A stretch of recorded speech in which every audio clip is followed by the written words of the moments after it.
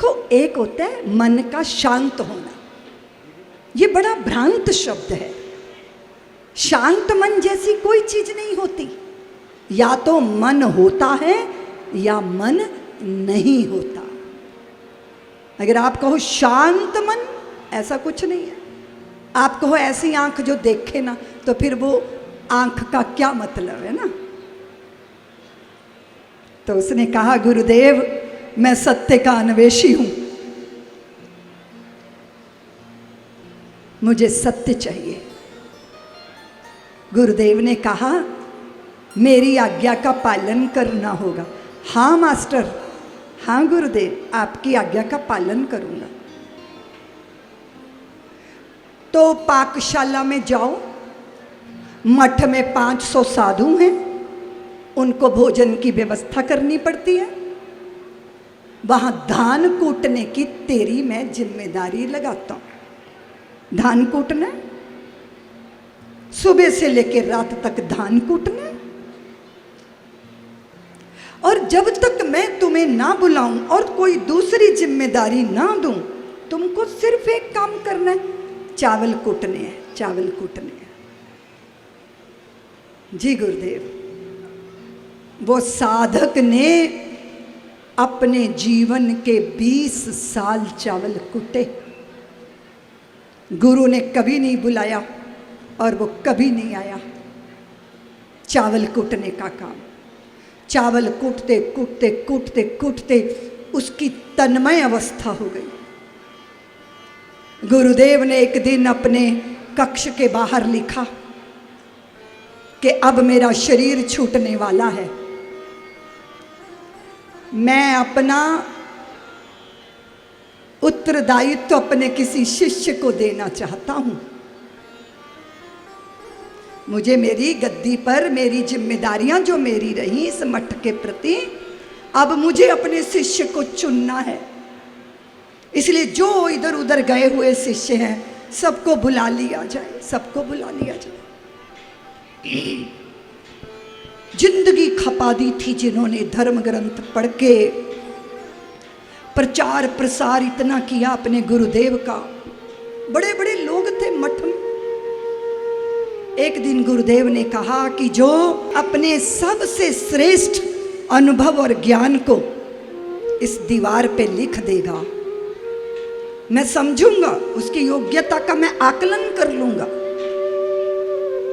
किसी शिष्य ने हिम्मत नहीं की, किसी की हिम्मत नहीं पड़ी कुछ लिखने की। एक शिष्य जो सबसे ज्यादा प्रतिष्ठित था, जिसके पीछे बाकी गुरु भाई बहन लगे रहते थे, उसने जाके उस दीवार पे लिखा। गुरु ने आके पढ़ा। क्या लिखा था कि मन एक दर्पण है, उस पे धूल पड़ जाती है, इसलिए साधना करके उस धूल को पोंछ देना चाहिए। जब गुरु ने ये पढ़ा तो गुरु बहुत गुस्से में आ गए। उनको नहीं पता था किसने लिखा है। गुरु बोले, कौन बेवकूफ है, कौन मूर्ख है जिसने ये लिखा, कौन है ये मूर्ख जिसने लिखा। अब तो सब भयभीत हो गए कि जिनको हम सर्वश्रेष्ठ मानते थे और जिनका पढ़ा हुआ दिखा हुआ पढ़ते हैं, तो लगता है हाँ, इससे श्रेष्ठ और बात क्या हो सकती है कि मन एक दर्पण है और दर्पण पर धूल पड़ी है और साधना से इस धूल को पोंछ देना चाहिए। इसलिए तप करो, साधना करो, जप करो, व्रत करो, उपवास करो, इससे श्रेष्ठ क्या बात हो सकती है। और गुरु कह रहे हैं, किस मूर्ख ने ये बात लिखी है। सब शांत हो गए। दो जने बातें करते जा रहे थे कि इतनी श्रेष्ठ बात लिखी है, पर गुरु ने कह दिया, कौन मूर्ख ने ये बात लिखी है। तो वो जो कूट रहा था ना, जो कूट रहा था ना, उसने कहा, सुनो, आज तक वो किसी से नहीं मिला था, आज तक उसने कुछ बोला नहीं था, आज तक उसकी कोई चौकड़ी नहीं बनी थी कि चार इधर चार उधर बैठे गप मार रहे हैं। वो तो रात दिन चावल ही कूटता था। उसने कहा कि मैं तो अनपढ़ हूं पर लिख नहीं सकता, और मैं जो सोचता हूं अगर तुम चाहो तो जाके लिख दो। तो वो सब हैरान हो गए, बोले इस मूर्ख को भी बोलना आता है। ये तो मूर्ख है, ये तो मूढ़ है, ये तो जड़ है, इसे तो चावल कूटने की सिवा कुछ आता ही नहीं। उसने कहा मैं नहीं लिख सकता, पर मैं जो कहूं जाके लिख दो। तो उसने कहा बोलो। उसने कहा मन जैसी कोई चीज होती ही नहीं, तो उसे शुद्ध करने का सवाल पैदा, क्योंकि वो अमन हो चुका था। धान कूटते कूटते ना विचार शांत, पहले विचार आए विचार आए विचार आए। अब जब किसी से मिलोगे नहीं, कोई बात ही नहीं करोगे, है ना, मोबाइल हाथ में ही नहीं है, गूगल देवता से पाले ही नहीं पड़ा, तो अंदर क्या चलेगा ना। विचार शांत हो गए, विचार शांत हो गए, मन खत्म हो गया। उसने कहा मन होता ही नहीं, मन को पवित्र करने का सवाल ही पैदा नहीं होता। और डरते डरते लोगों ने जाके वहां लिख दिया। तो गुरु ने जैसे ही देखा वो समझ गए कि ये बड़ी मार्के की बात है, किसने कही। तो लोगों ने कहा वो धान कूटने वाले ने बताई थी, कुछ गलती हो गई हो तो माफ कर देना।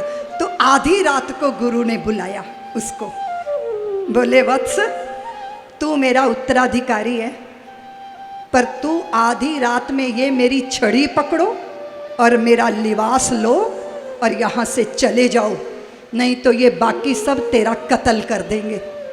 लेकिन असली उत्तराधिकारी तू है, क्योंकि तू सत्य को खोजते खोजते समझ गया है कि मन जैसी कोई वस्तु होती नहीं। ये तब समझा जब तेरा मन खत्म हो गया, जब तेरा मन समाप्त हो गया। तो जिसका मन हो अमन, और एक शांति को भी क्या बोलते हैं, अमन कहते हैं ना, अमन करो भाई, अमन फैलाओ भाई। जिसका मन हो अमन, अमन के लिए ब्याह करता हो, वो है मेरे भोले बाबा। सब्सक्राइब करें साध्वी ऋतंभरा जी के YouTube चैनल को, और हमारे वीडियोस को सबसे पहले देखने के लिए बेल आइकन को दबाना न भूलें।